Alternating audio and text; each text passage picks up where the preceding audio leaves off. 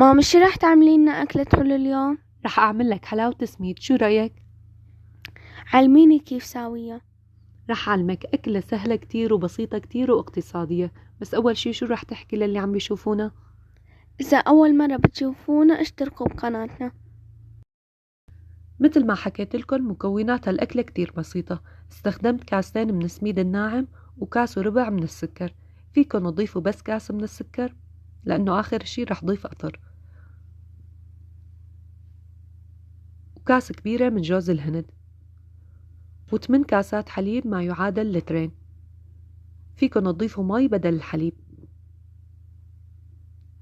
بس مع حليب بتطلع أدسم وأطيب. هي الأكلة إلها ذكريات الطفولة. قلبتن على النار، وهون جهزت القطر. استخدمت كاس ونص من السكر وكاس من المي وشريحة ليمون، تركتن يغلي. بعدين ضفتلن شوي من الزعفران، وهي خطوة اختيارية، وشوي من ملون الطعام لون برتقالي أو أي لون بتحبوه. وهيك الخليط جهز معي. حسيته سميك شوي، ضفتله شوي من المي. هو لازم يكون سميك بس أنا بحبه يكون رخو شوي. وهيك سكبته بجاط البايركس. شو يا زينة، سهلة هالأكلة؟ كتير سهلة. فيك تعمليها لحالك؟ ايه. وبعد ما برد ضفتله القطر.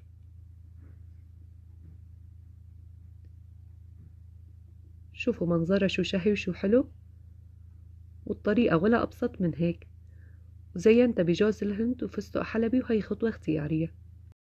شو يا زينة، قيمي لنا هالأكلة، عجبتك؟ عجبتني بس راح أعطيكي 7.5. بس تاني مرة لا تحطي قطر ولا فستق حلبي، وراح حاطة بالدفتر العلامات 8. آخ يا زينة، مستحيل تعجبك الأكلة 100%. ايه. زينة ما بتحب غير الكيك بكريمة بس.